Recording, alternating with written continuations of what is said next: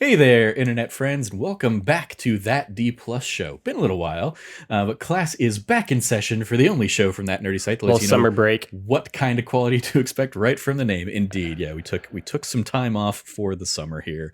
I'm your host, Trevor Starkey, and each week, sometimes each week, usually each week, back to each week now, we dive into a different Disney Plus offering and discuss its history, how it holds up today, and our general impressions. This week, we are returning to the world of Spider-Man as we did a couple months ago, now that both of the Amazing Spider-Man films are on Disney Plus. So we started this week with The Amazing Spider-Man, and I imagine we will be back next week with The Amazing Spider-Man 2.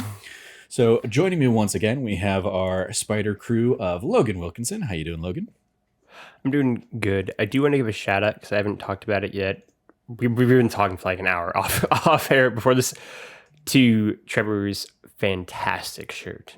Absolutely fantastic. Love it. This is my Love the Disneyland shirt. Yeah, lots of crazy Disneyland stuff on it. Mhm. It is I very had to give a shout out. very aggressive, I will say. It is an aggressive shirt in terms of Yeah. it is busy. Also joining us, we have Cameron Abbott. How you doing, Cam? Hey, what's going on? What is going on? If you like the show, we would love it if you like, subscribe, rate, review, share the podcast with your friends, all that fun stuff. But yeah, let's dive into Spider-Man. Why did we pick this one? Because it is a continuation of our Spider-Man month from a little while back. This one was originally released July 3rd, 2012. So other releases of the time, I had fun putting this one together, especially when we get into like our rundown of the box office, because this was a big box office year. Because this summer box office season in 2012 kicked off with The Avengers on May 4th. Never heard of it. We had Battleship, if you remember that, Starring Rihanna, I toy believe. to movie video or film. We had that was May 18th. I had forgotten how late this was, but we had Men in Black 3 alongside Moonrise Kingdom came out May 25th.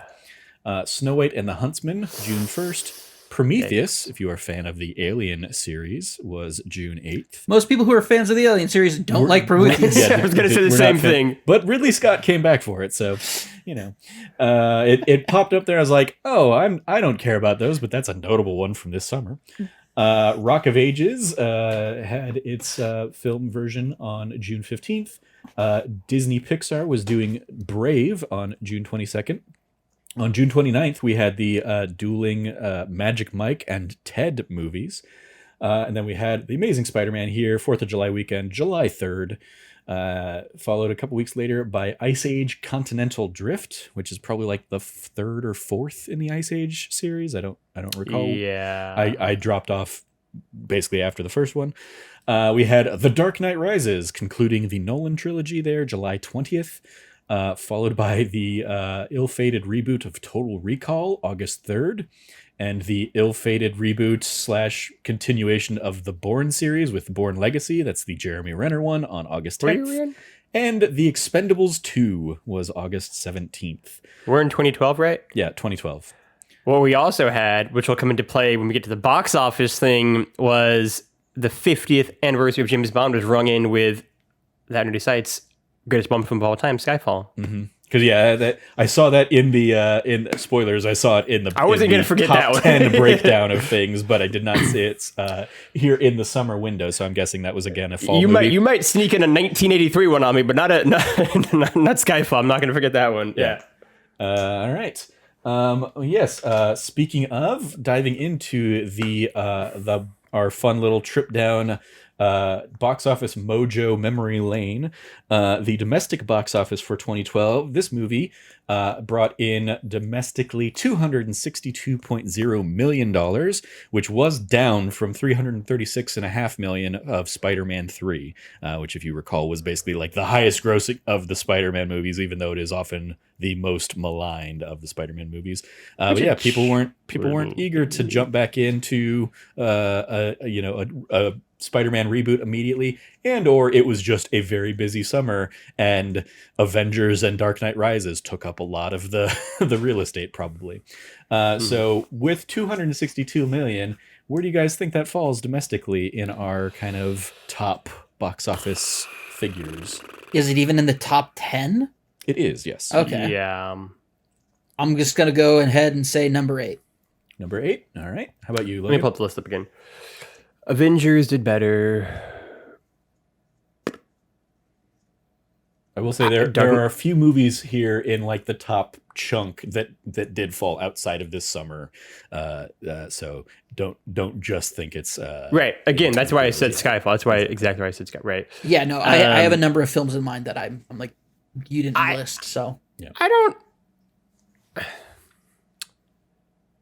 I'm gonna say it did 7th. Did 7th? All right. Yeah. Coming in at number 10 domestically, Madagascar 3, Europe's Most Wanted. Hell yeah. Coming in at number 9, surprising, Ted, big raunchy R-rated comedy. Yeah. Oh yeah, Did that was pretty well Ted that was year. big. It was huge. It was 216 million for Madagascar 3, 218 million for Ted. Number 8, The Hobbit: An Unexpected Journey. Yep, that's what I was thinking. Made its debut. That's the first one? Okay, yeah, there you go. Yeah, the first one. Yep, 228.5 million. Pixar still doing well that year with Brave. Even though Brave wasn't one, Brave is definitely one of those that I feel like very much fell under the radar or doesn't get like a lot of flowers. I really enjoy it, but it was $237 million. The Amazing Spider-Man here at number 6 with 286 million. You're on the other side of me. Or, sorry, 262 million. 286 million was The Twilight Saga Breaking Dawn Part 2. Oh, right. Yep. The conclusion of the Twilight films. 2012 was a massive year. Yeah. Skyfall coming in here at number 4 with 290.9 million domestic. Yeah. We'll get to that one in a minute. Taking over The Crown and the young adults franchise thing Hunger from Games? Twilight. We were going to get The Hunger Games Part 1. Wow, The that's first Hunger crazy. It Games was that movie, same year. Oh yeah. 408 million. Yeah, I remember seeing Dark Knight Rises with the same friend that I went and saw Hunger Games with like a few months later, basically. Same.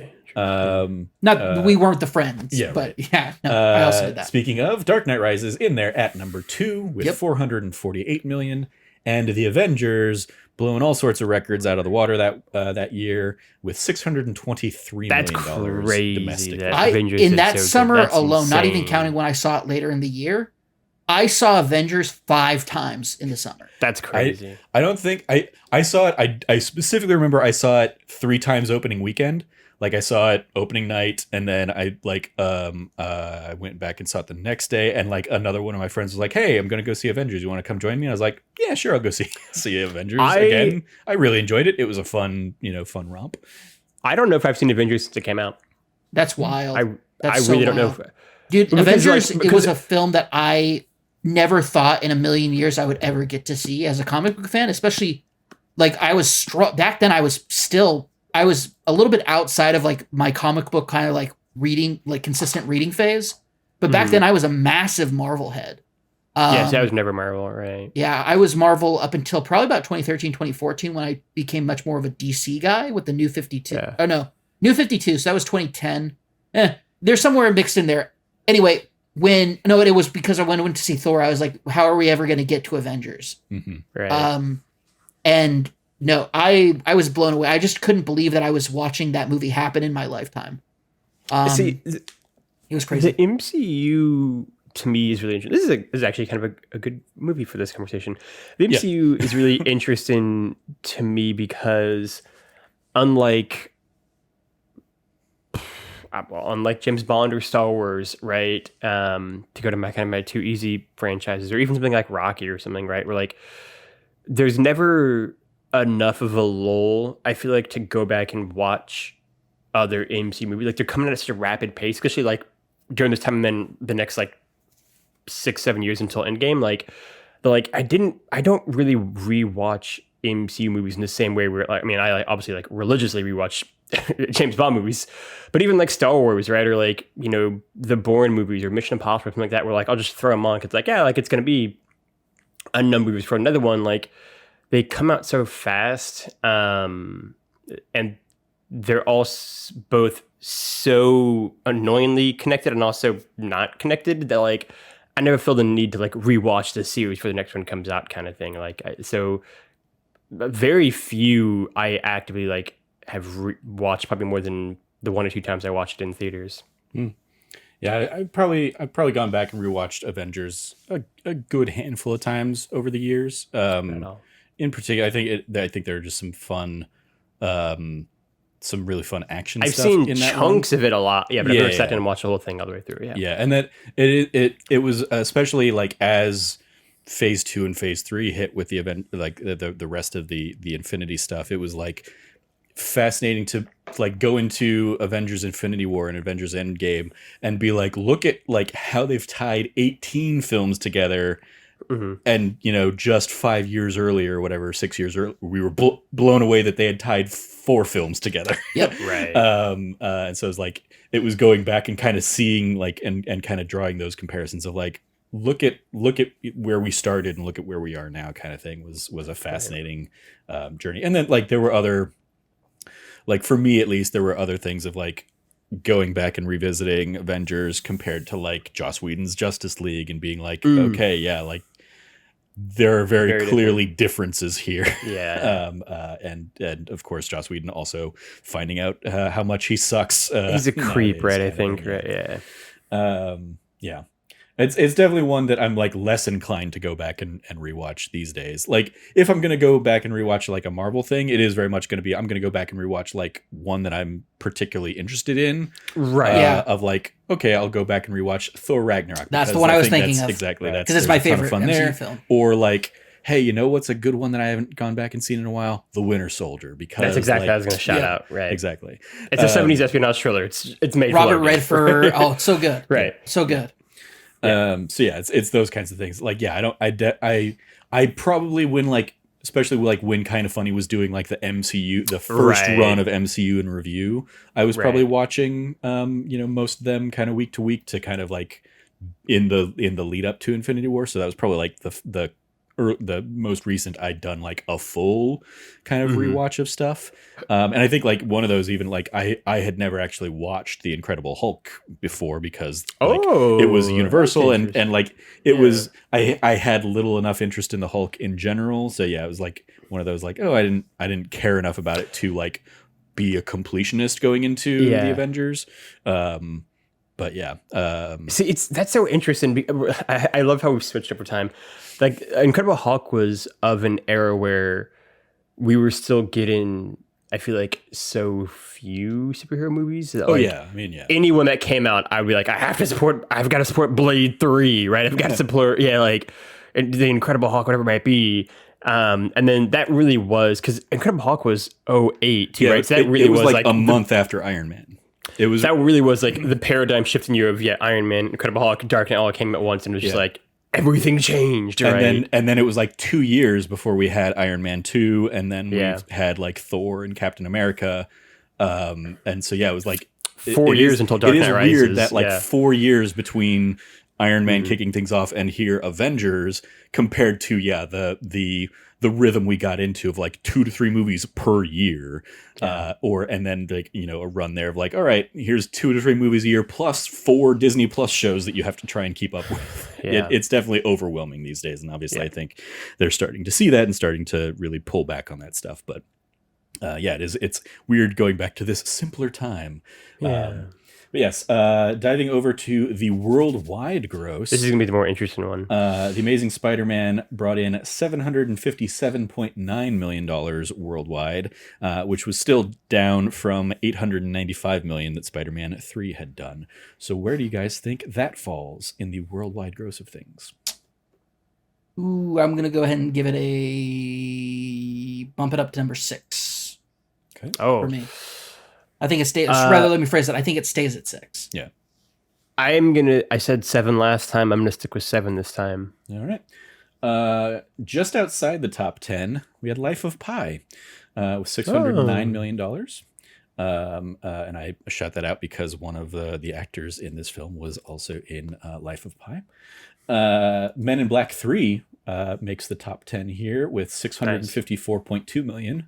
So that franchise still had worldwide global appeal. Hunger Games drops down to number 9 worldwide, $694 million. Madagascar 3, Europe's Most Wanted, stays strong at number 8, $746.9 million. Just above it, 757.9, The Amazing Spider-Man here at number 7. Look So at that. Logan, you nailed that right there. Beyond that, Twilight Saga Breaking Dawn Part Beyond. 2, $829 million, so good $70 million ahead of Spider-Man there. Then we get another almost $50 million above that, Ice Age Continental Drift, the family-friendly paying off there. That one actually has Peter Dinklage as the bad guy. He's a primate. He is I forgot what kind of monkey he is, but he's fantastic. Like that film franchise is greatly underrated. It has some good stuff in it. Really great voice acting. It's bonkers premises. Has Dennis Leary, which I always forgot until I was looking at this. Ray like, Romano. that's right. He's in John Leguizamo, Ray Romano. Yeah. That's the big one for me. I love Ray Romano. Yeah, it's a stellar. Like the thing is, the movies are all bonkers. They're like in like they like left the dinosaur era, right? Like they're like in like almost. Oh yeah, no. So it is, but there's humans in Ice Age. That's what I was gonna ask. That's what I thought. It's during the Ice Age. So humans, woolly mammoths, saber-toothed tigers, like the giant sloth, like species was around then. Sid, right? It is during the cooling off period. I don't know if I've seen any Ice Age movie other than Ice Age 1, honestly. I feel like I've seen the trailers for all of them like 50 times because they were always in like DVDs of movies I would rent, but I don't know if I've ever seen any other one than the first one. First one is like the getting together. The second one is about romance. The third one is about them finding like a like quote unquote lost world where there's like a like pocket where there's still dinosaurs, but it's been covered in ice over top of it, but they're still around there somehow. Yeah. So what's his name? Shaun of the Dead plays a like a weasel who's like deranged and is like Australian. It's very fun. And then the fourth one is Continental Drift, where on the ice they break off and they end up getting attacked by pirates who basically they've made a ship out of their iceberg, like they're floating ice piece, and so it's you're right. Ice Age is crazy. Ice Age is bonkers, man, and it's great. It's Ice great Age in stuff. review. Yeah. There you go. Beyond that, as we enter our top 4 here, we jump into the $1 billion club here in 2012. The Hobbit: An Unexpected Journey made $1.017 billion. Number 3, The Dark Knight Rises at 1.081. What does that mean, Trevor? That means number 2, much to Logan's chagrin, is Skyfall. No, I'm happy about it. Oh yeah, sorry. Not chagrin was the wrong word there. $1.108 million. Skyfall had a real good year, only being topped by The Avengers with $1.5 billion, $400 million more than the number 2 movie, Avengers, which was blew things out of the water. Still is the highest grossing Bond movie of all time, and despite how well The Avengers did, was the highest grossing movie of all time in the UK. I think until Endgame finally knocked it off. So it was there for a while. I mean, it's my favorite Bond movie. British people love Skyfall. You know what I mean? British people love Bond. Skyfall was great. It's great. Skyfall was so good. Skyfall, Casino Royale, Goldfinger is like a top 3. It's unreal. I'm still always blown away when I like watch that scene where Javier Bardem like pulls out like half his face. Yeah, it's great. From his plate, like the fake plate that he has up there. That scene kickstarts like an amazing like 10-minute like chase sequence through the underground. That's phenomenal. And it's like so you see, he takes out the fake teeth and it's like all like chipped away and like holes through it and it's the worst and the best. Listen to me and Trevor's conversations on that Bond show. Yep. Episode 21, I guess 22, something like that. Yeah. All right. Diving into our runtime here. Amazing Spider-Man is a runtime of 2 hours and 16 minutes. In the Sony Spider-Man timeline of things, we obviously had a little bit of a gap here with the Spider-Man 3 having played out May 4th, 2007. So then we had a 5-year gap until Amazing Spider-Man here July of 2012. Then this would be followed up a couple years later with The Amazing Spider-Man 2, May 2nd, 2014. And then we would have the character rebooted all over again. Technically first into Captain America Civil War, but really getting his own standalone film in Spider-Man Homecoming of 2017. Our director here, the aptly named Mark Webb, who prior to this, his feature film debut had been 500 Days of Summer, But prior to 500 Days of Summer, he did a ton of music videos from like the 90s and early aughts. See it like Ocean Avenue, Yellow Card, and a whole bunch of random stuff in that vein. Then afterwards, he would go, after 500 Days of Summer, go on to do Amazing Spider-Man and Amazing Spider-Man 2. And he is the director of the upcoming Snow White live-action film, whenever that gets back into production, I guess. Yeah, I believe that is on strike for the writer's strike, or the writers and actors strike. It is. The writers here, we have James Vanderbilt, credited with the story and screenplay. One of his earliest film projects was The Rundown, featuring Dwayne "The Rock" Johnson. And he would go on to be the writer of The Amazing Spider-Man here, White House Down, The Amazing Spider-Man 2, Independence Day Resurgence, Murder Mystery 1 and 2, which I believe are the Adam Sandler, Jennifer Aniston Netflix films. And then recently he did Scream, which I believe is Scream 5, like the reboot of Scream, as well as the recent Scream 6.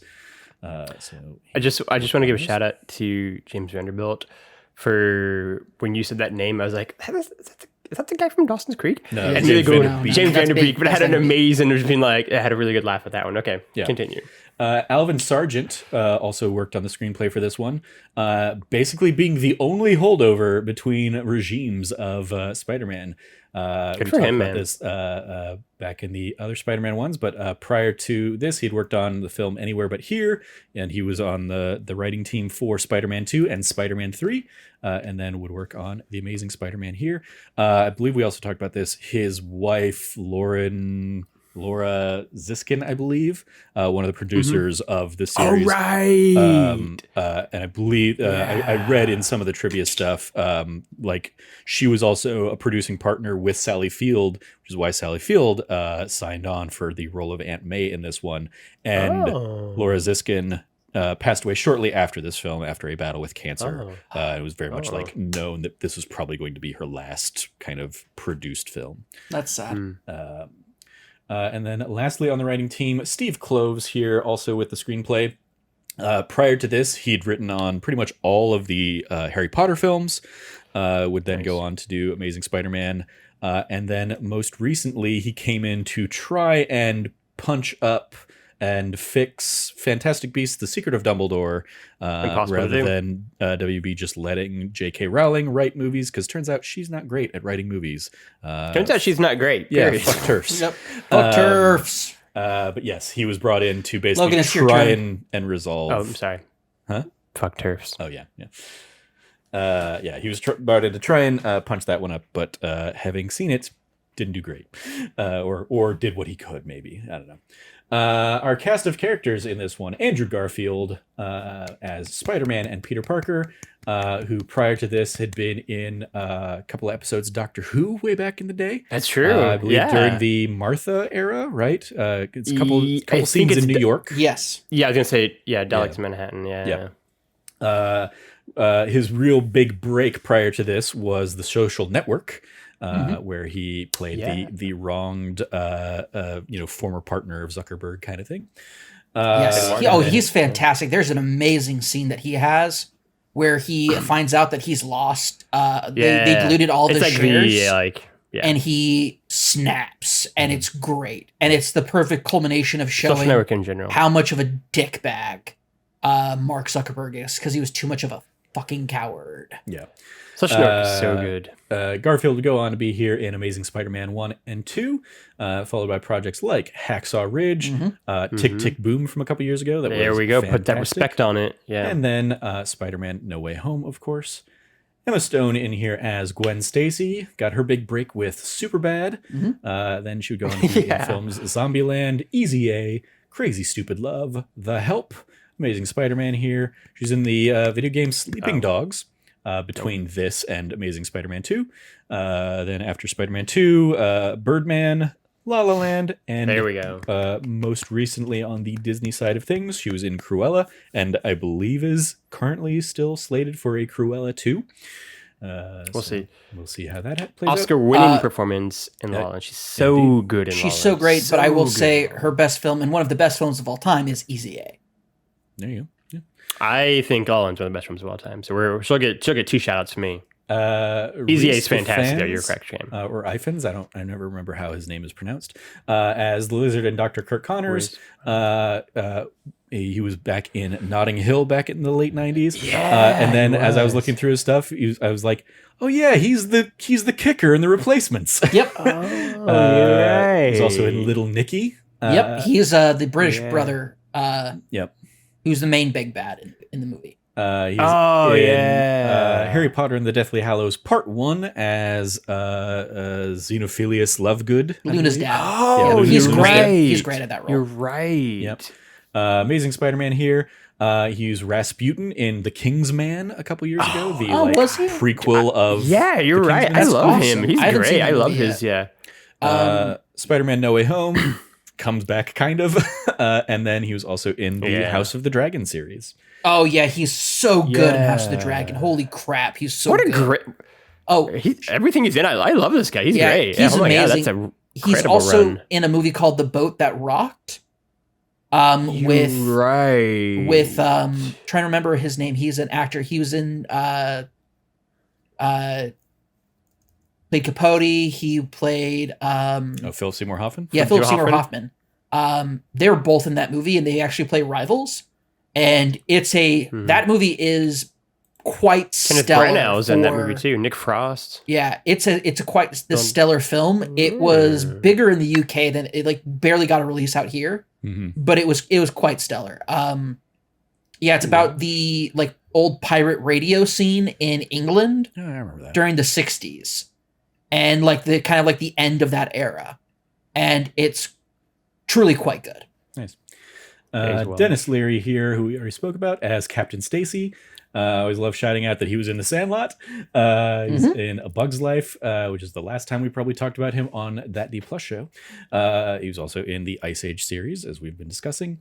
He's in the post 9/11 drama series Rescue Me. Yeah. And then The Amazing Spider-Man here. He's also been, he had a recent stint on one of the Law and Order spin-offs I saw too, but it was one that I didn't recognize. Does Dennis Leary Watch longer. suck now?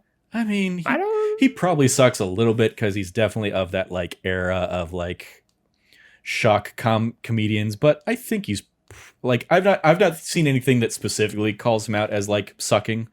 So I don't know. He's from that era, but also he was also one of the truly nice ones. I hope so. I hope he's still a good guy. Most important person on this list, though. Trevor, run it down. Martin Sheen here as Uncle Ben. Of course, early start in films like Apocalypse Now, but probably best known to audiences from The West Wing as President Bartlett, which he was for many, many years. He was in The Departed. He was the elusive man in the Mass Effect games. Yep. Here in Amazing Spider-Man, and had most recently been on the runaway breakout hit Netflix show Grace and Frankie with Lily Tomlin and James Fonda, I believe. Want to give Martin Sheen a shout out for one of my favorite movies that he's in that's not on this list, which is The Way, which was directed by his son Emilio Estevez, and it's very, very good. It is not happy, I would say. But it's very good. It's a very spiritually infused movie because it's like loss and grief, but it's very good. It's a very beautiful film. Nice. Sally Field in here as Aunt May, having been in projects like Smokey and the Bandit, Steel Magnolias, Mrs. Doubtfire, Forrest Gump, The Amazing Spider-Man, and Lincoln. She's a flying nun too, right? Maybe. That's Sally I Field. don't recall. Irfan Khan as Rajit Ratha, Indian actor who began in Salam Bombay back in 1988 and had a ton of credits to his name. Other roles include Slumdog Millionaire, Life of Pi, which I mentioned earlier, Amazing Spider-Man, and Jurassic World. I was sad to see that he'd passed away from, I think, a cancerous battle in 2020. Yes, yeah. He is a wildly acclaimed Indian actor who wasn't in a lot of the huge big budget Bollywood movies, but shows a lot of smaller, more serious kind of critically acclaimed, but not box office successful roles. But phenomenal actor. Yeah. Campbell Scott in here as Richard Parker. Had a bunch of credits, but the Yeah, first thing that's that really right. like jumped out to me was music and lyrics. He's also in the show Damages. He's in Royal Pains. Here in Amazing Spider-Man 2. Royal Pains was Yeah. definitely like I never watched the Royal Pains. I remember that always being like, advertised alongside Burn Notice and stuff like that. The I never- USA classics. Exactly. I never Yeah, it's watched pretty it, fun. but It's pretty fun, he was yeah. in like 50 plus episodes for it. So I was like, you Yeah. definitely had a run on that show. It was all right. Like it was Yeah. okay. You just It's a get kind of sick B-tier of watching a USA bunch show, of rich but- people like get into their own trouble and then have to get fixed. But Sure. he charged them Yeah. out the ass so that he could give Yeah. all the money to the local clinic. He had a stint in the House of Cards, and then most recently, he was in Jurassic World Dominion as the long-remembered character Dodgson from the first movie, who kind of like made a return. Basically, the person that Wayne Knight was stealing stuff for in the first movie, Yeah. which he God. like different actor in the first movie, but yeah, like Sure. the meme of like Dogson, we got Dogson over here. Nobody cares. He's basically the big bad in Jurassic World Dominion. I've not seen it, but I know I haven't seen it enough either. about the movie to know that. And then Embeth David's here, who like when she pops up in this, I'm like, what a waste of a like.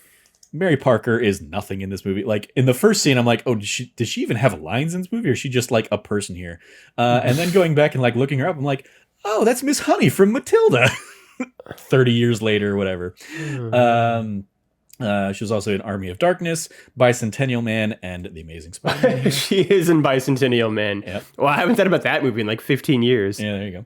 And then lastly, Chris Zilka here. I just want to give a shout out as Flash Thompson. He was in 10 Things I Hate About You, the TV series. And then after The Amazing Spider-Man, he had a stint on the Leftovers series. We have Stan Watch, of course, where we do our Stan Lee cameo. You guys remember where Stan Lee is in this movie? He's in the library in this one, right? When like is like looking there when like they smash the wall. Yep, he's Okay. like I think he's credited as like the librarian or something like It's that. probably one of his better cameos. school in fact. librarian. This is probably one of my favorite Stan Lee cameos Yeah. of them all, because it is just like a great sight gag with like him obliviously listening to like classical music and doing stuff with this while this like fact- wild fight is happening behind him. I would go as far as say this is probably my second favorite Stan Lee cameo of any movies, and my favorite live action one. There you go.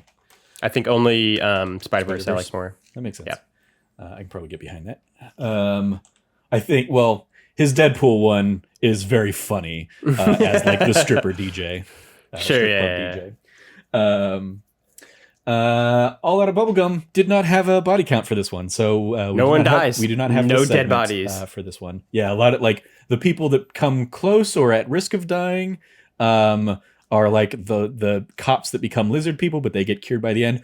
And then like other people that were maybe at risk of dying just disappear from the movie, including Ratha, the Irfan Khan's character, who just like disappears after the bridge fight with the lizard. We just never see him again. Captain Stacy and Uncle Ben die. I don't know if anyone else does really. Yeah. Two people. No major awards for the film here. It did win the IGN People's Choice Award for Best 3D Movie of the Summer in 2020 or 2012. Okay. It had some Teen Choice Award nominations for Andrew Garfield, Emma Stone, and Rhys Ifans. People's Choice Awards nominations for the movie, Emma Stone, and the Andrew Garfield and Emma Stone chemistry.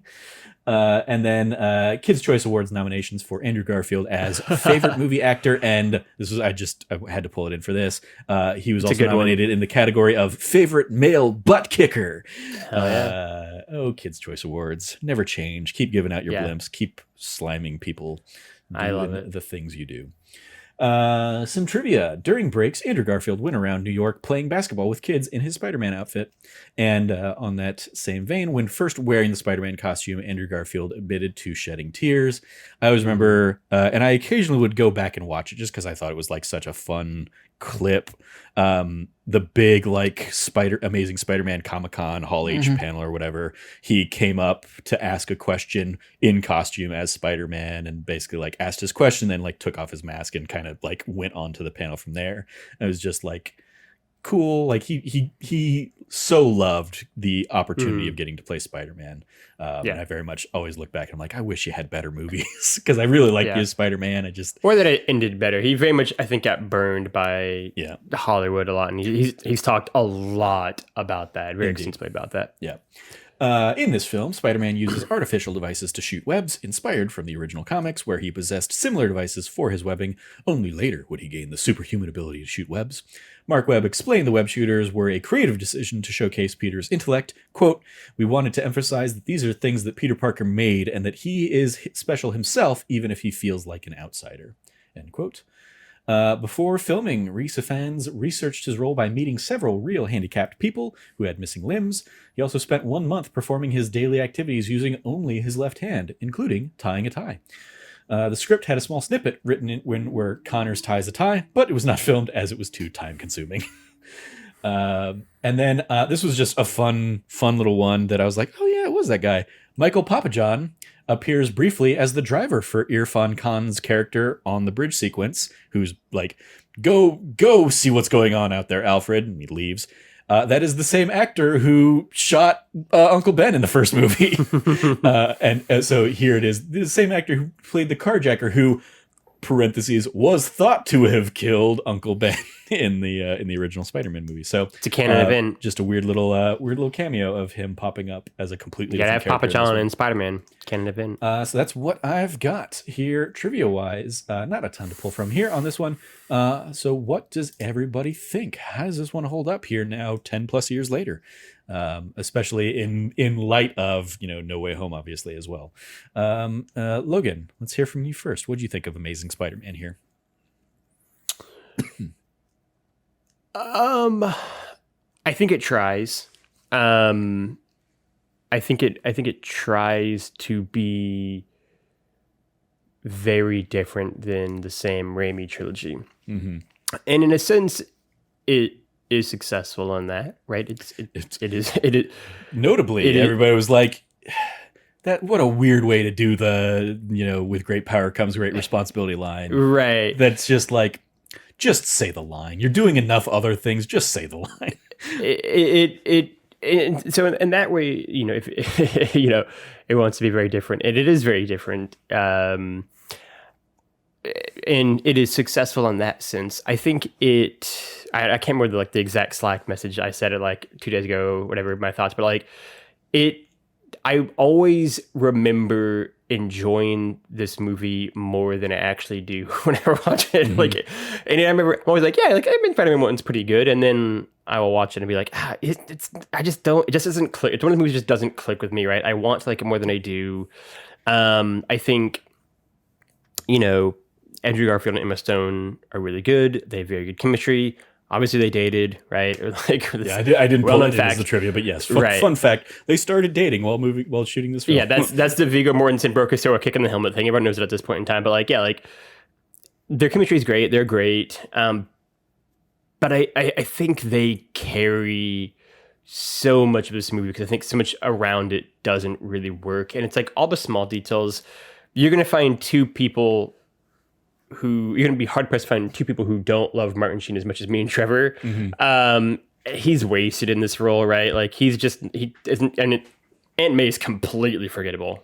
She's non-existent in this role, right? Versus I think the Aunt May we get in the Sam Raimi trilogy. I made the note that in their first scene together, they're charming to one together. Yeah, and it's lovely having them don't put that filthy, disgusting box on my thing, but it's my bowling trophies. Oh, well, then by all means, put that filthy, disgusting box. It's like, oh, you guys are good actors. Yeah. Making the most of the nothing you have here.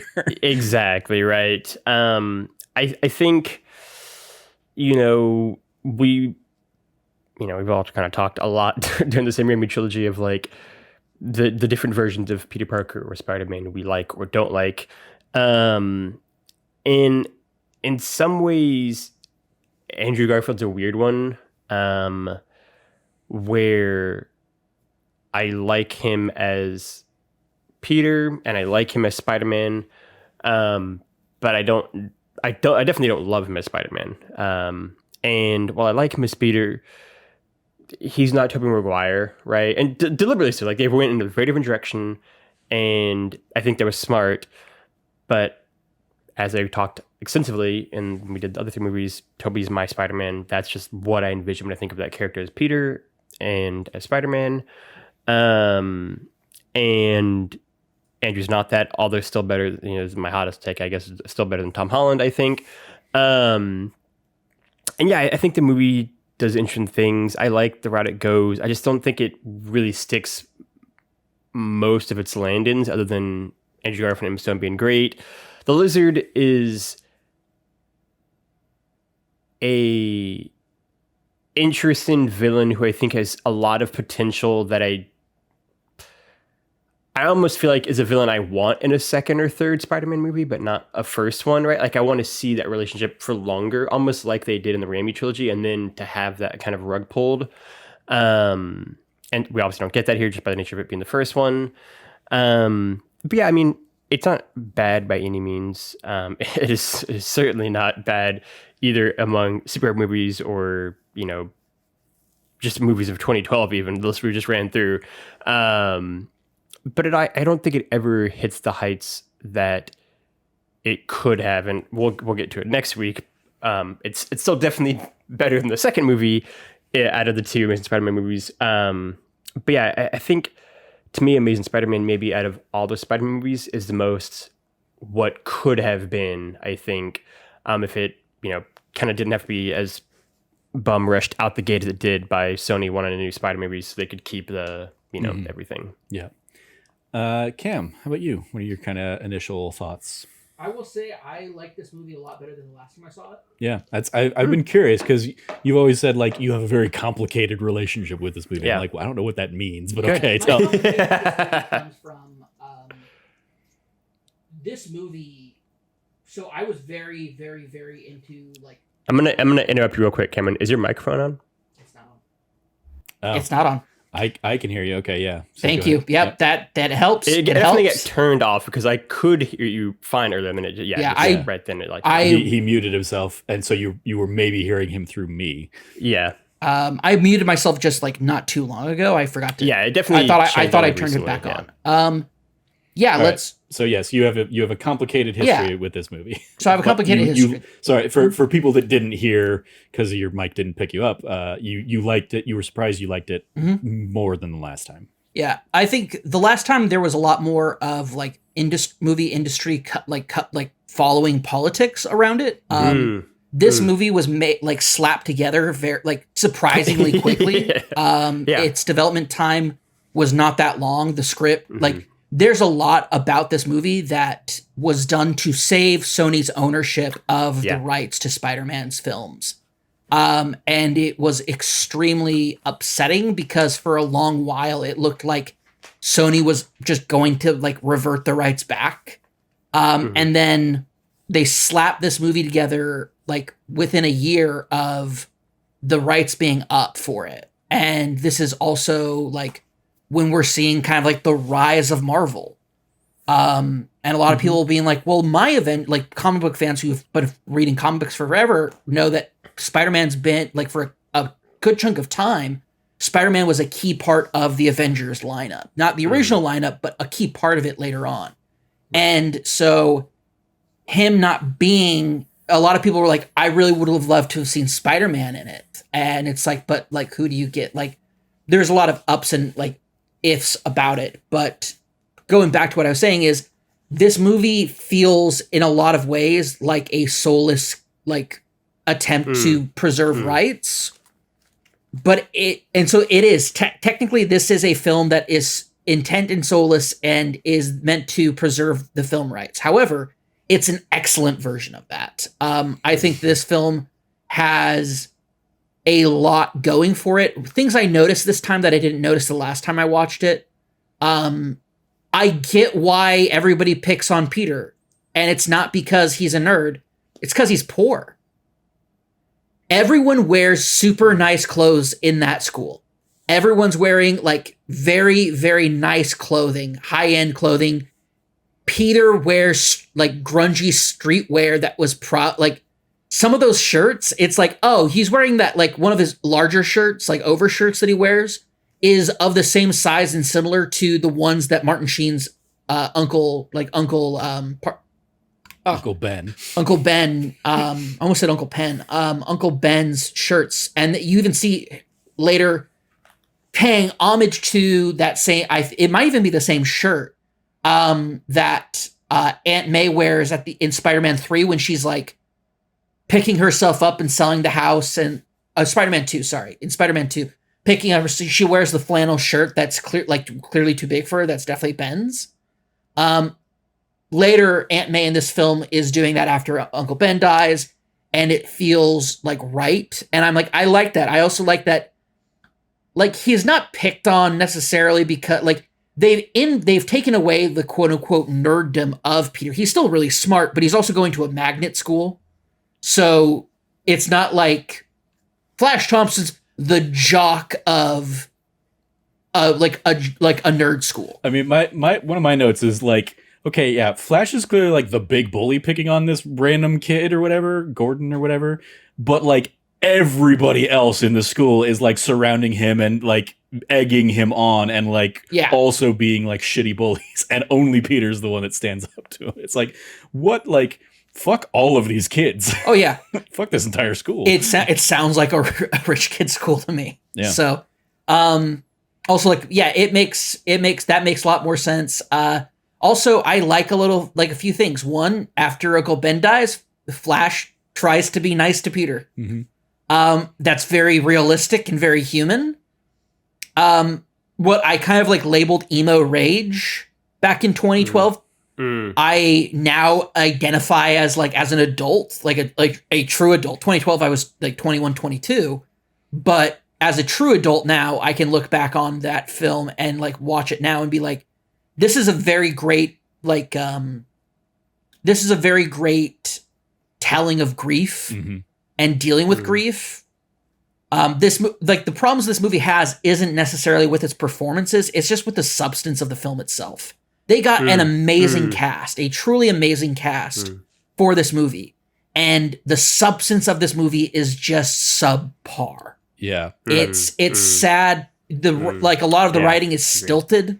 So I want to jump in on that go ahead. because I watched the movie like in the background last week, just to like kind of get it back in. Like, it's like, hey, we need to get back to doing this podcast. Let me throw that movie on, kind of things, like refresh it. And then I watched it like with a closer eye, Tuesday night, Wednesday night, or something. Yeah, I guess Wednesday night. And like was taking notes. And my first note is, what a symbolic start to how this movie is doing things in the wrong order. The movie starts with Peter playing hide and seek, and unlike every other kid who has ever played hide and seek and says 1, 2, 3, 4, 5, 6, 7, 8, 9, 10, here I come, he's counting down. 5, 4, 3, 2, 1. Okay, here I come. And it's like, who, like, that's just not even natural. And that is just the perfect symbolism of like, they made this movie out of order. They decided to come up with this bigger, crazy mystery around what's happened to Peter's parents. Yeah. And we're gonna, start building our MCU-ification, eventually, especially in the next movie, we're gonna go really deep into the Sinister Six stuff. But like, it's even set up here a lot with like the mystery of like Norman Osborn's disease and stuff. And also the weird shadow figure of Norman Osborn in that billboard of the image as he's going up the escalator, and it's like, that's really weird. That's my note there is the mysteries continue with faceless Norman Osborn. It's just they just haven't cast yet. It's so weird. It's so weird. Yeah, like, so there's that there's Peter walking around, and like Mad About You is playing on the background. I'm like, Mad About You is a show from when I was a kid that was like in syndication. Why is a 2012 teenager version, like, why is Peter Parker in the late, I guess it would have been the late 90s, but like, also, why is that on while they're playing hide and seek as a family or whatever? It's just such a weird, like, they clearly are trying to do, the MCU is starting to blow up. Obviously they don't know as they're making this movie just how crazy Avengers is going to be, but they've seen the success of the MCU starting with, Captain America and Thor, and having those crossover, and the like nerddom and fandom getting super excited about all that stuff. So they're starting to try and do that, much like DC is going to start and try and do it, but they're not going to put in the work for it. They're going to just try and cram too much too soon, and so other parts of this movie are going to suffer as a result. And that's just like indicative of just the way this movie starts, and just being like, that's not how kids play hide and seek. What kind of weird like writing thing is that, of like, we're going to have them count down? And I saw like some trivia thing out there that had a whole bunch of like dislikes and downvotes in IMDb that was like, it's a play on this was supposed to be the fourth Spider-Man, so they're doing a wink and a nod to 4, 3, 2. I'm like, that's not even right, because he does start with 5. Yeah. He starts 5, 4, 3, 2, 1. So it's just like, whatever. You don't even know what you're talking about. Weird IMDb trivia submitter. That scene's red, like the countdown 5, 4, 3, 2, 1. That's like if you told somebody, yeah, you count, you try to explain them, give them directions on how to play hide and seek, but you just write like on the count of like by 5 or count to 5, mm-hmm. and or like you do it where you word it vaguely enough that somebody's like, oh, we'll do 5, 4, 3, 2, 1. But even then, that still, it's just dumb. Such a weird, dumb, tonally off way to start this movie. And then it goes into an even more tonally off thing to start this movie of like, okay, let's basically try and make our, what is it? Pearls and Rose or whatever. The meme of Batman's parents dying kind of thing. Let's go ahead and try and make our version of that, like, our hero's trauma, initially on. But it's like, it sets up a mystery that they have no interest in like following through on in this movie, which makes it like, and there are so many of those in this movie. There's, as I said earlier, the evil bad admin guy that just kind of disappears into, out of the third act of the movie. There's Peter's whole second act structure of like trying to hunt down the robber who kills Uncle Ben that just goes nowhere. And like, we never find out, like, it's a full Joe Chill thing of like, oh, we just never find out who that guy was. Yeah. And it's like, they're trying to set up so many pieces thinking, oh, we're going to have, the next 10 years to tell this story. And so, a couple of these things, the post or the mid-credit scene is like a key example of this, of like, mysterious figure comes and like, gives a bullshit thing of how, the starker story that's underneath or whatever.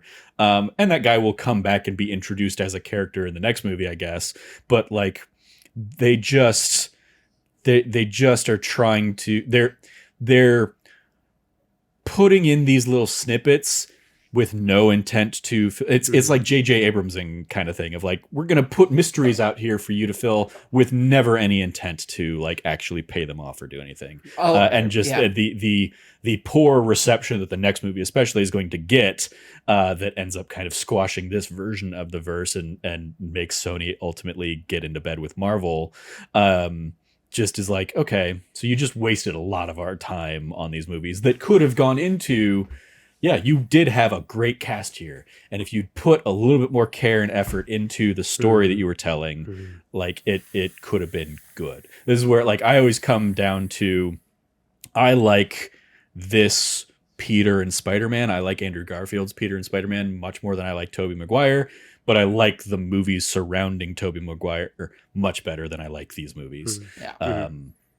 So that's where like my ultimate breakdown comes. And so much of it is just like how, like, it just struck me as like how symbolic this weird opening scene is of like, oh, this is just how they made this movie. They just pieced it together because of, as you touched on, Cameron, because of all the right stuff that they were very like, that's their prime like thing is, let's make this movie so we can continue to make money off of Spider-Man and not lose that opportunity. And we'll worry about filling in the lines with a good movie down the line. And the only reason this movie doesn't like completely flounder is because of just the absolute quality of the performances and cast filling it out, and the charm of Andrew Garfield, Emma Stone, Martin Sheen, Sally Field, Reese. Yeah, I do want to also mention something you said actually reminded me. It's like, oh, that's another thing that was like a trend in films at the time, and one of the things I latched onto and really hated about this movie is somehow people's dads being scientists and involved in the creation of something. Mm-hmm. In this case, it's Peter's dad developed the spiders. In the same year, Teenage Mutant Ninja Turtles, April O'Neil's dad turns into like being the scientist the turtles were her turtles, and like it's these weird well, back in the day you forgot, or like you weren't part of it, or you were too young to know. But there's this like secret thing, like you've inherited this legacy. Yeah. It's this weird trend that was going on in films at the time. And so tie everything back together. Yeah, and it's just really bad because it leaves nothing for like somebody from nowhere coming in. It's just this idea of this weird concept of legacy, writing in legacy without there being any setup or any real payoff for it. It was a bad trend at the time. The word I wrote down when Trevor started talking a little bit about the conspiracy is like it's the lossification of everything, right? It's the impact of loss, and like everything needs to be a conspiracy within a conspiracy. There's gonna be all these like tendrils extend out everywhere, and that can work really well in the case of like Lost or like the first few seasons of Burn Notice, even, right? To take a USA example again. There you go. Yeah, it can first also be solid. Exactly, but then the issue is the last 3 seasons aren't, right? Nope. Like the problem is that like. Trevor talks about it all the time for J.J. Abrams. Like, it's great to start a mystery, but if you don't know how it's going to end, at a certain point, what are we doing, right? And this is you just have mystery boxes.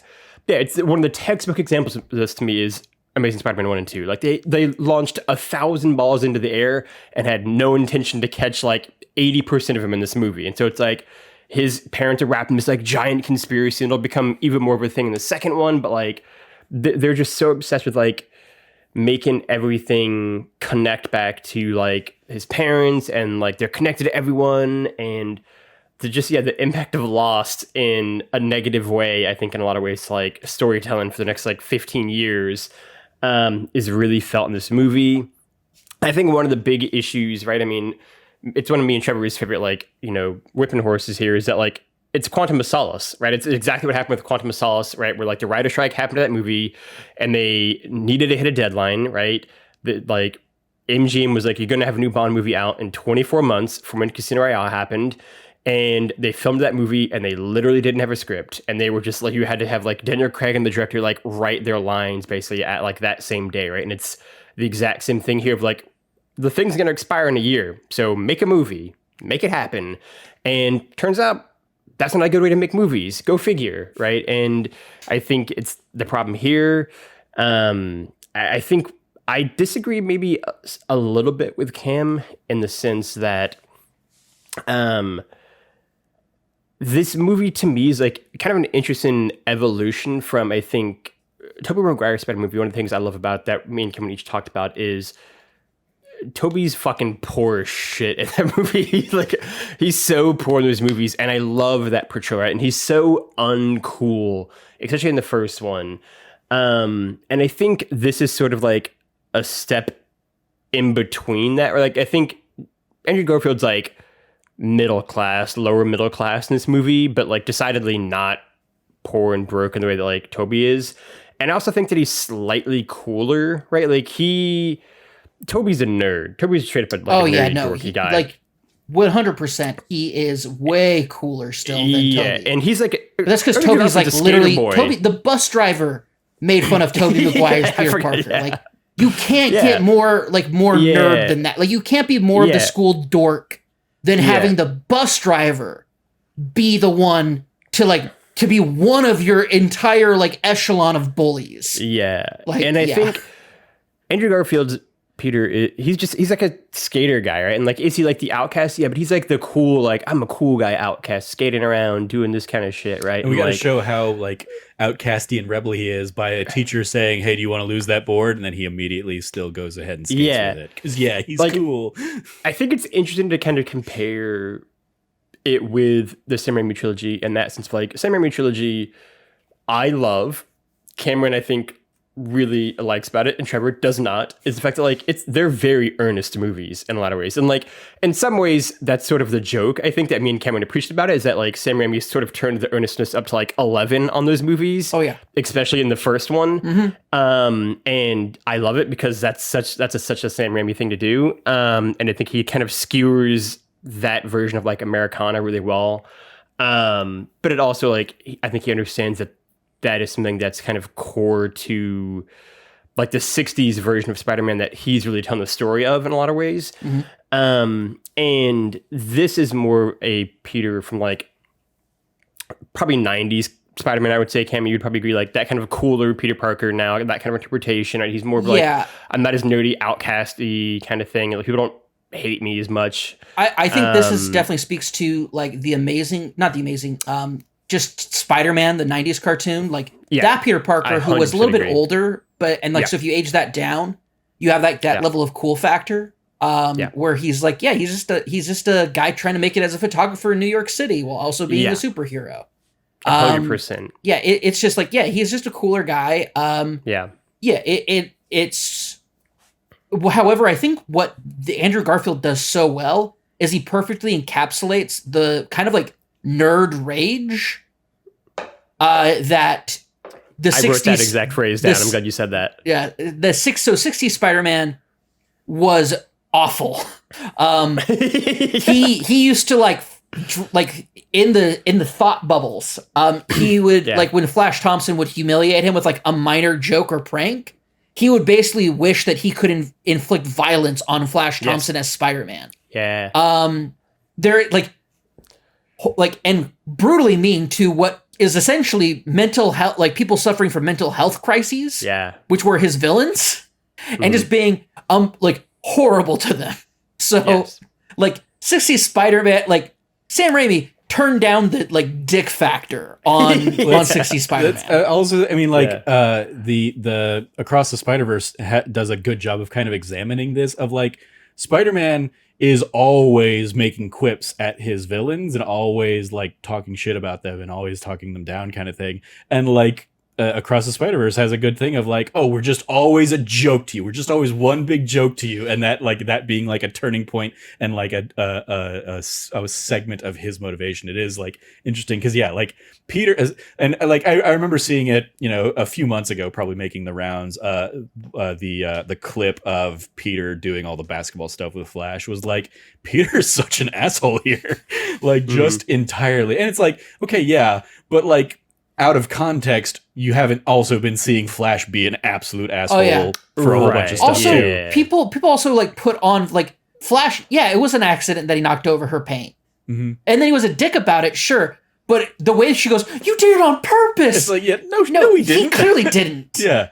Like this is definitely faux outrage, but it's fine. But like, I mean, like the better example of his rage is like him fucking with the car thief kind of thing. And it is like, that's perfect. Like like the car thief, the guy in the alley that he beats up before he's even putting on a mask. Like he is I was waiting for Billy Joel's Angry Young Man to come on, right? Oh my God. As he's like, going on his little vendetta, which I think is great that like Stacy, Captain Stacy, like rightly calls out at the dinner scene. Like he's not trying to like help people. He's attacking people that all look the same. Like he's got some personal grudge, which we know he very much does. Yep. And so like even the like. This could have gone a lot worse if you'd had that star. Like, what would you have done, Peter, if he'd had that star in his wrist? He would have killed him. I don't like that this movie doesn't, like, pulls back on showing us, like, him. Like, I appreciate we get to the bridge sequence and him helping the kid and saving the kid is the first time he's using his powers to help another person and to help other people. So like it is a great turning point for him and ultimately is like, okay, that's why we can leave his whole like personal vengeance story behind is because he's finally learned like the lesson of like what it is to be Spider-Man kind of thing. And it's a great moment where like you hear and like, man, Martin Sheen is such a goddamn great actor. His delivery of really poorly written, trying to say the line with great power comes great responsibility and it just being a like word vomit, and he delivers it with such incredible character and cadence. Gravitas, that Martin Sheen gravitas. That Martin Sheen gravitas. Yeah. He can. It's the old saying that Charles Dance likes to use, which is, it's an actor's job to turn a pig's ear into a purse. Sometimes, you have to take something awful and make something good out of it and usable out of it. Yeah. And Martin Sheen is so good at it, and so that word vomit in anybody else's hands comes off as like incredible insight and wisdom. And you feel it called back on in this scene. They give that pause in that moment. It's one of my favorite things. It's something similar that that Spider-Man Homecoming does, where it's these quiet moments of like, what am I going to do next? And it not being like, oh, I got to come up with a plan. It's like, can I find what I need to find inside of myself? And it's a great moment. Once again, even though Andrew Garfield has a mask on, like an incredible, like a good moment for that character. And I also love and obviously like this is hearkening to the like iconic train sequence of Spider-Man 2, Yes. but like I love the moment of like him saving the kid and taking his mask off to be like, look, I'm just a normal guy. I'm just a normal guy like you, to connect with this kid who's feared for his life, and now a big scary man in a mask is also there. Like I love the use of that to kind of like diffuse that situation, and then like giving the kid the mask and like saying like, put it on, it'll make you strong, and kind of like using that, like that whole sequence works for me really, really well. And it wasn't until kind of like my second viewing here, which is, probably my fifth or sixth viewing of the movie overall or whatever, where I finally was like, oh, like this is the first time he's not acting out of his own personal rage or his own personal vendetta. It is his first time being a hero. yeah, And so that like him embracing I'm Spider-Man when the crane operator who's going to end up saving the day down the line in some very so bad it's good cheesiness. Like I don't think it's good. I just think it's so bad it's bad. I think like it is for me. Like watching it, I was like, "This must be what they loved about the camp of the last couple movies." Yeah, okay. Like, You know what? I forgive you for that. It is absurdly stupid. Of like, all right, everybody, the whole city's evacuated, but everybody get to Move their your cranes cranes, and line them up for Spider-Man because this guy saved my kid. Yeah, shout out though. I think because it's like for a second I thought you were going to be like, is this how Cameron feels about all the things he loves all the time? And the answer to that is yes. I feel that way. You now finally get it. About this, not about anything else. My note: the crane sequence is dumb as hell, but also the most New York thing. I will say the most post 9/11 New York thing. Absolutely, yeah. It's definitely another in that vein of like we gotta band the city together. How can we do that in a way that helps Spider-Man? Look at the cranes, everybody! Look at the cranes. A crane operator's going to be operating at night. Exactly. Yeah. Break. That's a union job, man. They're done for the day. I do like that. Like he's having to like call people back and offering overtime and all that stuff. Like I like that they at least threw that kind of stupid stuff in there. Because workers' rights.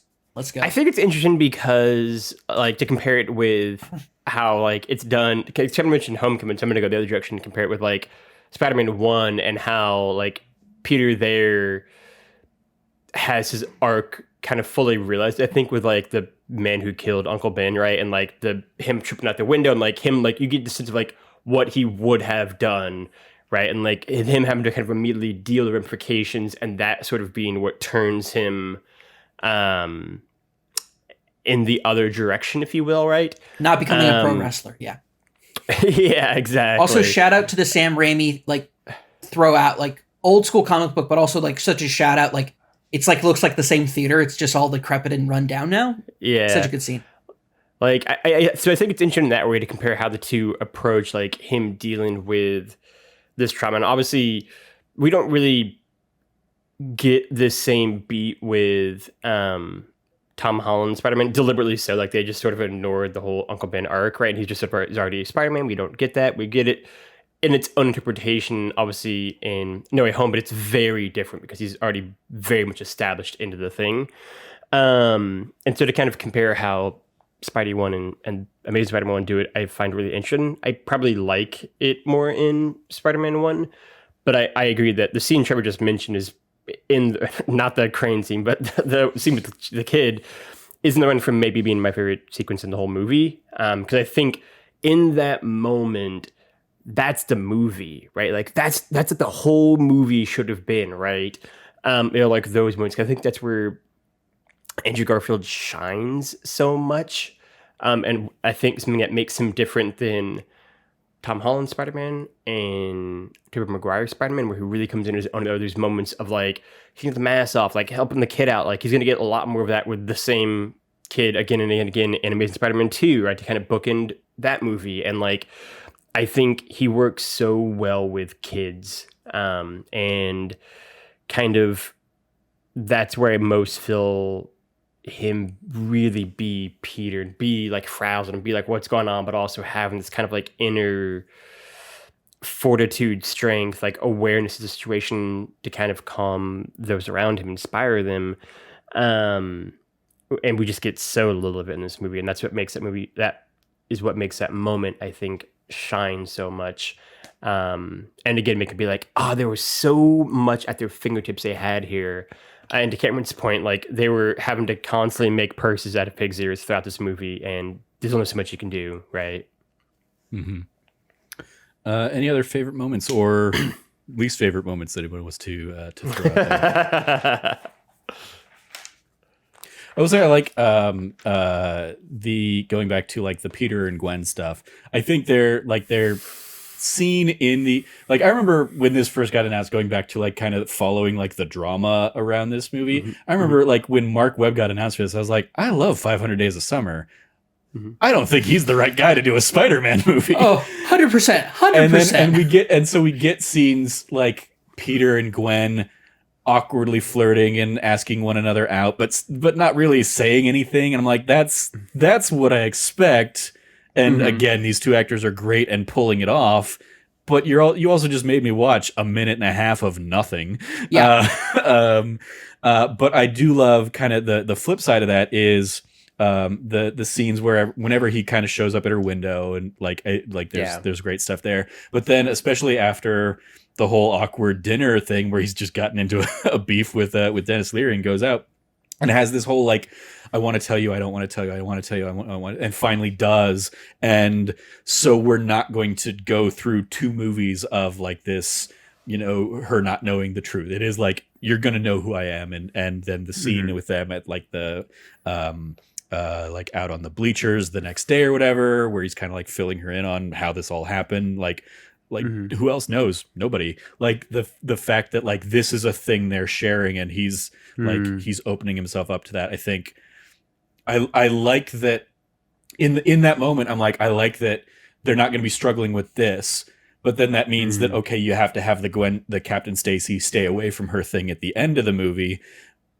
And while I think it is incredibly dumb that he stays away from her, like through the grieving and the funeral stuff, and only to come back and be like, well, promises, like those are the best promises to make or whatever.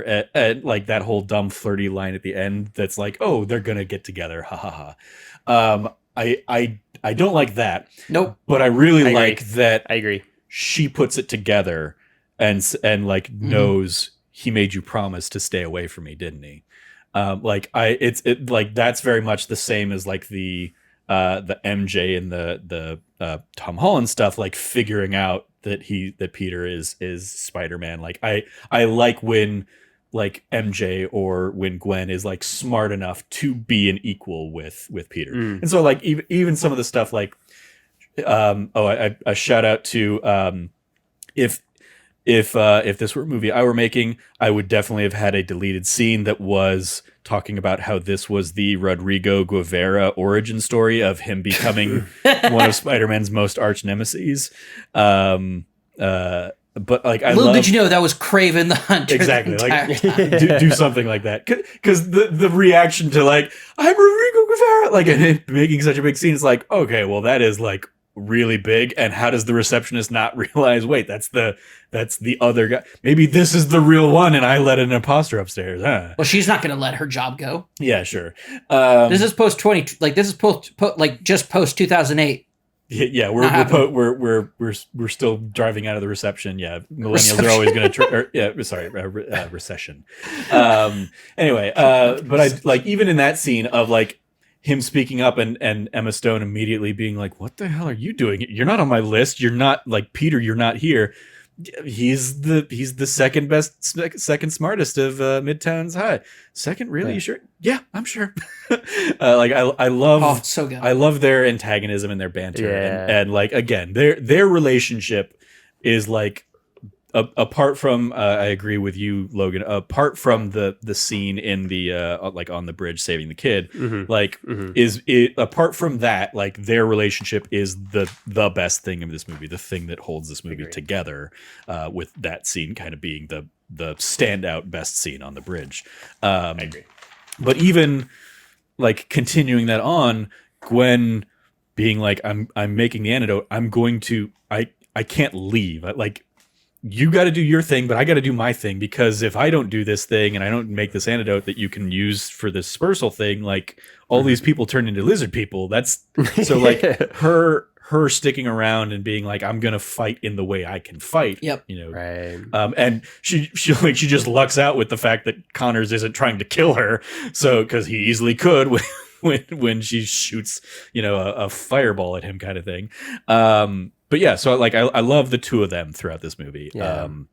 So that's kind of my shout out there, and especially coming off of a trilogy where MJ was almost always just a damsel in distress. Even something like Emma Stone whacking the lizard with a trophy before Peter then throws her out the window is like she's not just a damsel in distress, and she's not that's not the role she's serving in this movie. So I like that they did kind of go away from that as much as there are other just very stupid things in this movie, but that was not one of them.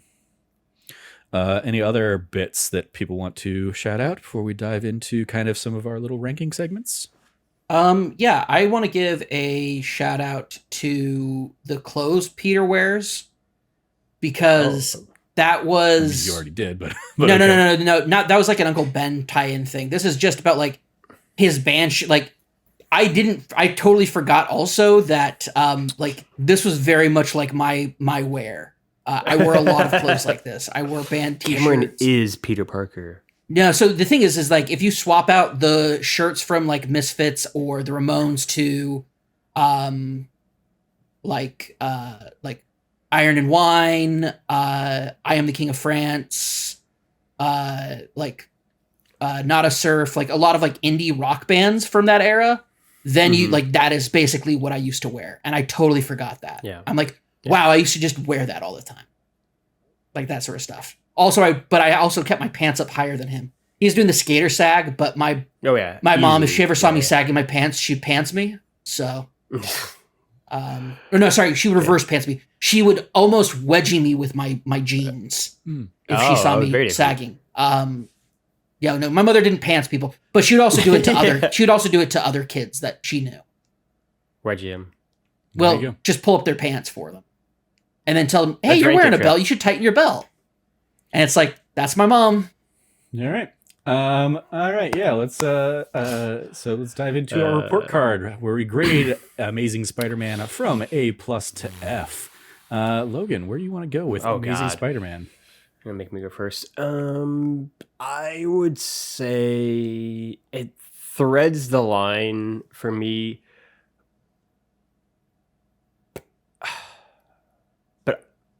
I'm the nice one. I'll say Andrew Garfield and Emma Stone's chemistry push it enough to make it a B- for me. Okay. How about you, Cameron? I'll fall on the bottom end of that scale because I was also thinking how like this film perfectly threads itself between a B and a C. Yeah. And I will give this a C+. All right. I was sitting at a B- myself, so yeah, that's where I'm going with it. I like this enough. Again, largely driven by the performances. Yeah, 100%. That it pulls it out of the C range for me. Like, it's one of those, like, okay, if I graded just performances, A's across the board. Great performances around. And, like, writing and directing, D. But the performances, do enough to pull it up for me. So, I'll give it a B-. And then now we have some of our segments which are carrying over from the last bit. We had our Sinister Six, of course, ranking the villains. Number 1, we had Doc Ock. Number 2, Green Goblin. Number 3, New Goblin. Number 4, Bully Maguire. I Number didn't agree 5, with that. Sandman. And number 6, Venom. Where among this list do we want to throw the Lizard? I think he's above Bully Maguire. I agree. I don't even think Billy McGuire's a real one, but I would agree. I would say 4th. Yeah, that's probably what I was thinking as well. Yeah, I think like Doc Ock and Green Goblin, iconic, great performances. Easily, yeah. New Goblin has the benefit of having been like The 3 history. films in the making, kind of thing. Yeah. And then Sandman and Venom are just bad, and Bully Maguire obviously also just bad. I don't even necessarily think I don't necessarily think Sandman's bad. I just don't think he was given the chance to be. He had nothing really to work anything. with in that film. Right? Yeah, that's more the issue there. Yeah. He was the proof of concept CGI of that film. Mm-hmm. And that's yeah. it. Like That's a really good way to put it. Yeah. He's like, look at how crazy our special effects are for this movie. But we also have to squeeze in Venom, and we have to squeeze in the new Green Goblin. So yeah, he's not going to get a lot of time. So he's just going to be special effects, which ironically, largely him and the Lizard largely end up being in No Way Home all these years later. Ranking the cameos, sadly, we are beyond the era of Bruce Campbell cameos, so we do not have anything new to add there.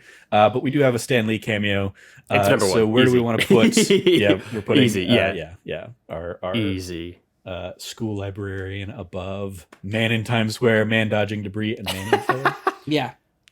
Yeah, easy. Yeah, such a fun thing. Again, Such a good cameo. Such a good way to make what is otherwise just CGI fight happening behind him. I like every time the table comes flying at his back and then gets pulled away because Spider-Man whips it back. I'm like that's a good sequence, and then he just kind of jaunts off.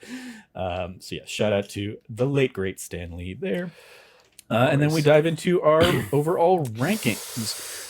So Spider-Man 2, Spider-Man, and Spider-Man 3 are our 1, 2, and 3. Where do we want to throw Amazing Spider-Man? Does he crack the top 3? Does he break into any of the Sam Raimi stuff? Or is it at the bottom? Well, I think it'd be 3rd. I think it's 3rd as well. I think that as much as there's Spider-Man 3 is rough. Yeah, Spider-Man 3, as much as there's like a lot of, I think it's weird. I'm going to say this. There's more redeemable stuff about Spider-Man 3, but as a film, it's such a pile of garbage. I don't disagree with that. Honestly. There's we watched it, like we were able to pull a lot out of it. That was like, we had a good time with a lot of There's it. a lot of as potential, I think, in that one. This one, I honestly think this one, it's also the disappointment because the cast is so good. Mm-hmm. And like, there's a lot of bulk to this film that just fattens it up. That just is unnecessary. That's a really good way to put it. Yeah. I'll agree with that. I probably, just because I'm lower on the Sam Raimi stuff myself, I probably would have put it above the original Spider-Man, but I'd still keep it below Spider-Man 2, even on this rewatch. Like, there was definitely rewatching the Spider-Man, the Sam Raimi stuff recently. Like, if you'd asked me 5 years ago before like a rewatch, I would have been like as bad as the Amazing Spider-Man movies are, I like them better than the Sam Raimi stuff. And there's still a degree of that, but I do think the Spider-Man 2 stuff is enough of it is firing on all cylinders. Yeah. Apart from those like 3 very specific things I called out of like odd. the awkward ass fuck. I loved slow ass. I eat that shit up. Yeah. Spider-Man 2 is a good movie. So yeah. I will say I'm so incredibly curious to watch Amazing Spider-Man 2 again. Yeah. Because Amazing Spider-Man 1, I have seen multiple times since it came out for whatever reason. But Amazing Spider-Man 2 I haven't seen since it came out, other than I've seen the ending of that movie, like, because it's always like recommended on YouTube, but like every so often. I've seen the ending of Amazing Spider-Man 2 probably legitimately like a half dozen times, 7 times, right? Mm-hmm. But I'm curious to see like the rest of the movie that is not as good as the ending that is, I think. God, you just reminded me we're gonna get like the Skrillex kind of like, we're getting into that super that kind of music style for a lot of the next movie. With wow. Electro. I just remembered, Electro's in that movie. Yeah. Oh wow. Yeah. This is yeah, we're gonna experience the Thing next week. And a new Goblin. Yep, and another new Goblin, yeah. One other thing I did want to shout out as a like a low point of this movie, just because it is gratuitous, is like the weird stripping the shirt off the girl in the subway. It's like, yep. Oh, this I forgot to mention this. I blinked at it, I guess. That expo, like that, like this is how he learns he has these powers, is so bad. Yeah. It's so bad. He like also his weird super duper strength that's just random at times. Yeah, I would say like the subway scene, apart from like stripping the woman, I think is at least an interesting idea in terms of like it's when he breaks the poles off. We're breaking the poles off, but like having like from the jump flying up and being on the ceiling and everyone just being like, what? Instead of like a realistic, like, what the hell's going on? Oh my god! No, that's a New York subway. That's a New York subway. I still think somebody holding from the ceiling is going to break people out of their. Have you never seen Pizza Rat? There's stuff that happens on the subway of New York City that defies logic and our understanding of the universe. I'm sorry, using the example that went so viral because of how wild it was that everybody took notice. Everybody took notice of it except people who live in New York who understand that's the subway. Nah. But also, at least everybody else in that subway car gets what's like coming to them, including the guy who's like, I'm gonna fuck with this kid and stick a beer on his head. Fuck you, guy. But yes, I don't think they deserve to be assaulted by poles, like subway poles. I mean, it's in self-defense is like what all of that is. So yeah.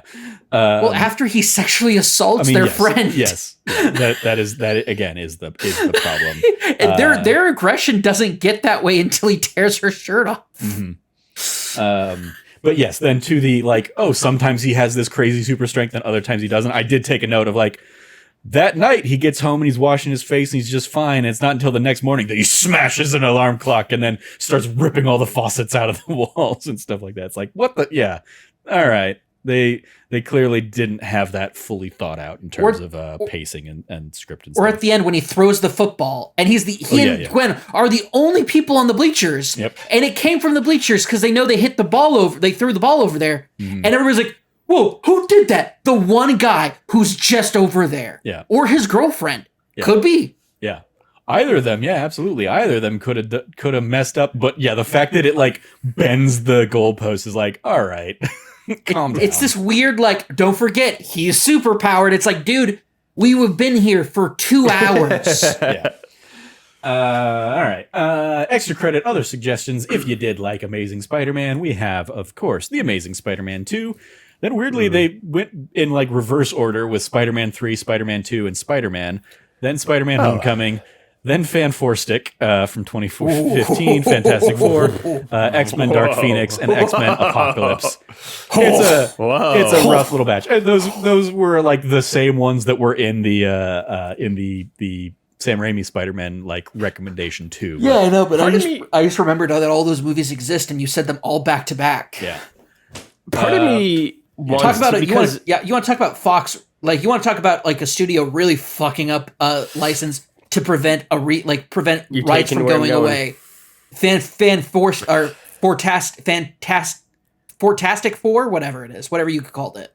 Fan Four Stick, because like they have the four in the middle of it on the logo. Yeah, Fan Four Stick. That movie is a way worse example of studio doing what they can to preserve the rights, and then afterward they get a great director and a great cast going back in and making them do horrible reshoots because they didn't like the script all of a sudden. Yeah, I mean, and it's funny because like it's always been with Fantastic Four, like the notoriously like shitty like Fantastic Four that they did back in the 90s like went straight to VHS or whatever it is now. You can only find on bootleg stuff that they make full fun of in Arrested Development.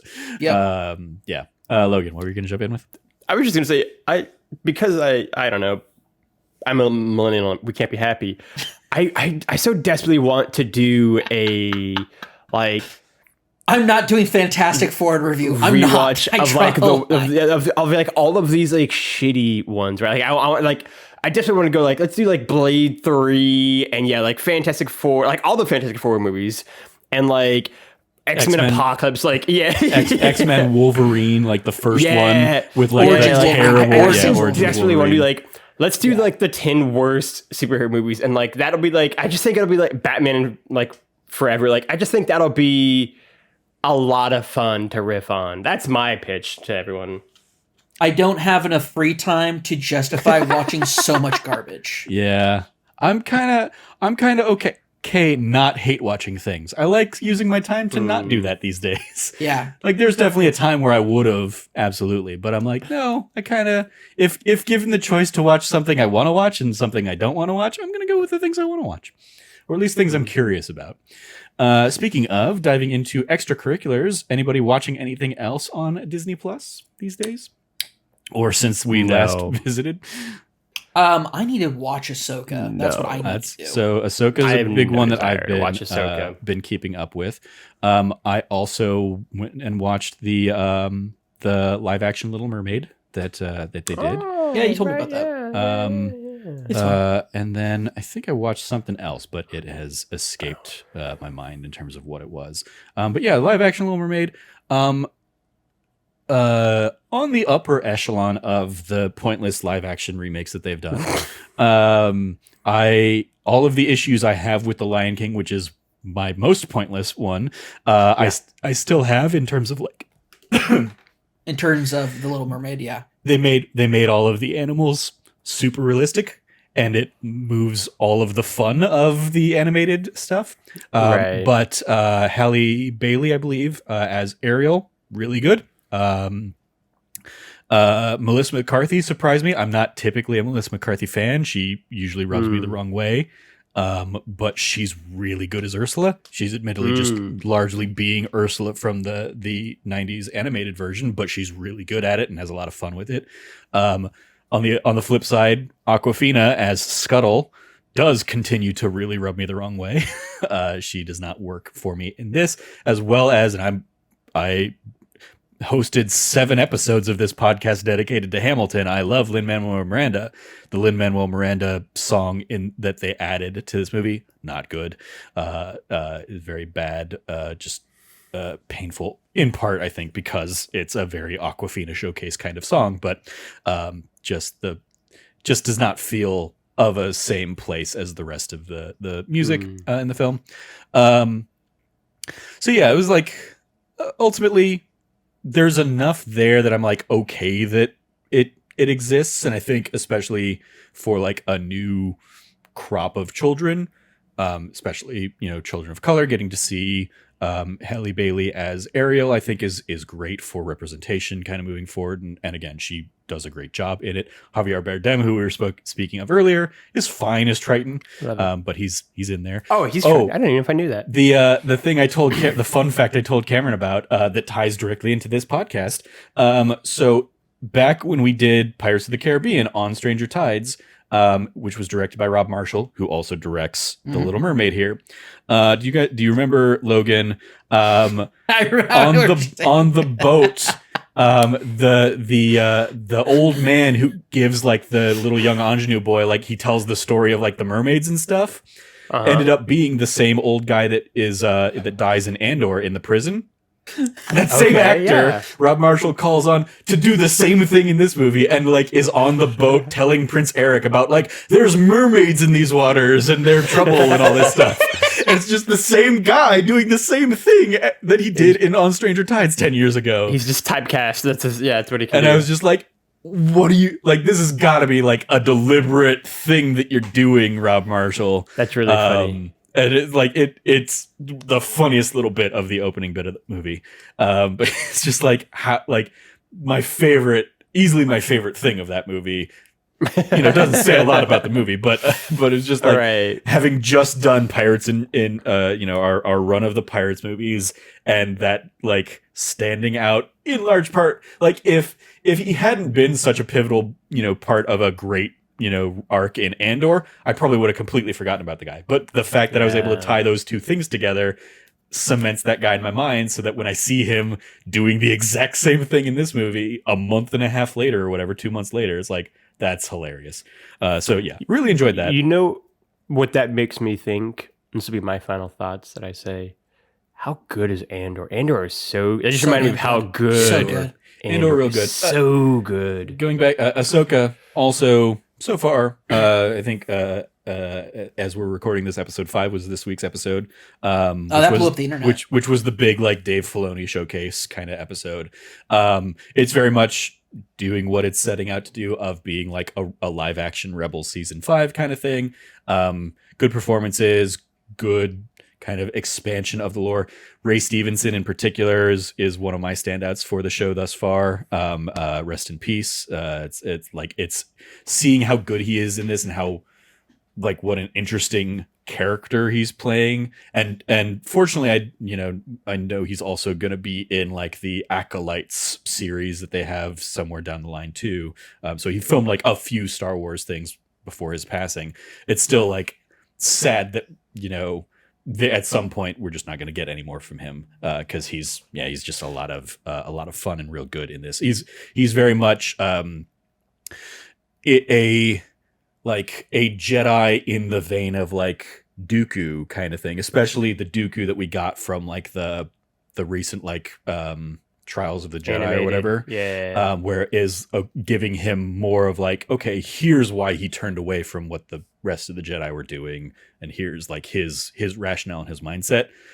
Ray Stevenson's character is very much of that ilk of like, cool. he still has like a reverence for the Jedi and a respect for the Jedi. And like there's a scene in one of the early episodes where somebody tasks him to go fight and kill Ahsoka, and he's like, be ashamed to kill such a respected Jedi. There are so few left. And he's like, somebody's like, is that like sympathy? And he's like, respect or something. Like it's something like that of like he lived through the Clone Wars, he lived through the Purge, and he's not full Sith, but he's definitely on a different path than most of the Jedi we like. So he's really good in it.